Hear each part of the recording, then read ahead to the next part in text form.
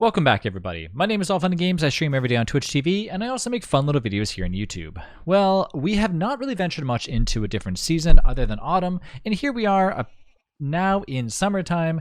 And what is happening? Well, perhaps the antlion is starting to ruin your day. So you're probably sitting there wondering, what the heck can I do to stop this antlion from essentially doing what it's doing? Well, this is what you can do. There are a few options from basically aside from killing the antlion, that'll stop it from causing those huge boulders to appear inside of your base.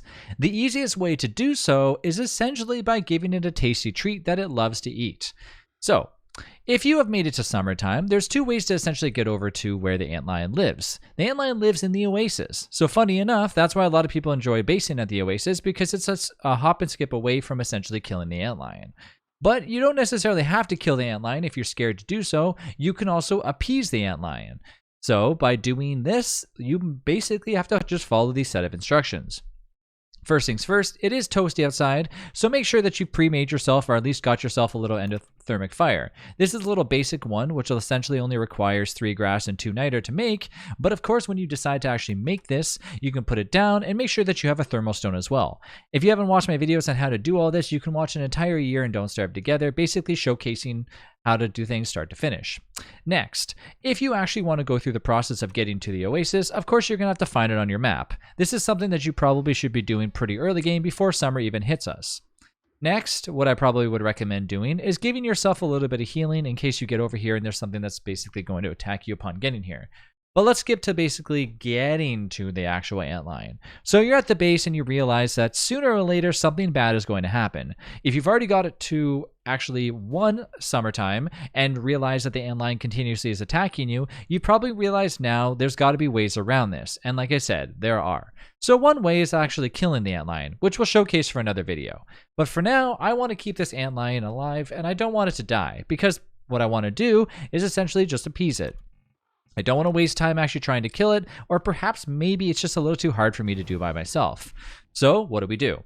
Well, first of all, I wouldn't recommend going here at nighttime. As you can tell, I'm actually using a miner hat instead of using something else that's in my inventory, which is the desert goggles. Yes, I'm in creative mode just to show you this a little bit sooner, but what I would recommend doing is if you are coming out here, you don't necessarily need the desert goggles. The desert goggles are good and will actually make it so the sand doesn't hurt you, and you can essentially walk around without needing to slow down from the actual sandstorms that's around you. Of course, anything else will make your character walk a little bit slower. Essentially the same animation that happens when you have something large on your back when you're trying to carry marbles. Now, in order to get the desert goggles, you have to fish for them inside the pond, but we'll save that for another video. So let's just imagine we don't have that yet. Do we need them? No, we don't, because all we're really doing is essentially walking up to the antlion. We're not fighting it yet. When you do decide to fight the antlion, that's a different story where you definitely will probably need the desert goggles unless you do it a different way. Okay, so antlion is here. We're ready to go. What do? All we got to do is get it some rocks. Doesn't matter if they're soggy or not. Hi, little antlion. How you doing today? So we're approaching the antlion. All we're going to do is basically wait for morning time. Maybe they're boulders and I grew together. And there you go. Gifts all around, or just for you anyways. Basically just a few quotes that it's going to continue to say. So all you got to do is continuously give the antlion a few of these every now and then, and essentially what you're going to do is extend how long it takes for this antlion to then attack your base again. To keep doing this, what I usually recommend is essentially giving about 10 or so a day, or essentially until it tells you that it's pretty much full. But think of it like a beefalo, but a beefalo that attacks your base. What I like to do is if you have the mod, if you have the inside mod on, it will tell you as well how much longer until the antlion decides to attack you, as I do in the bottom right corner. It says 5 days and 9 segments until it attacks you. If you're not using the actual inside mod, just gauge it by this. Essentially, giving it as many rocks as you can will appease it for as long as you want it to. So every time I give it 1 rock, it's going to eventually tell me, okay, look, I'm too full. Stop trying to give me stuff. I don't want any more. Let's try it again.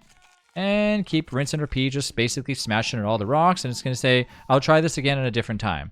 And every single time I do it, I'm maxing it out at 5 days and 15.7 segments. So essentially, it's maxed out. It's not going to get any further than that. So 5 days from now, unfortunately, will still be summertime.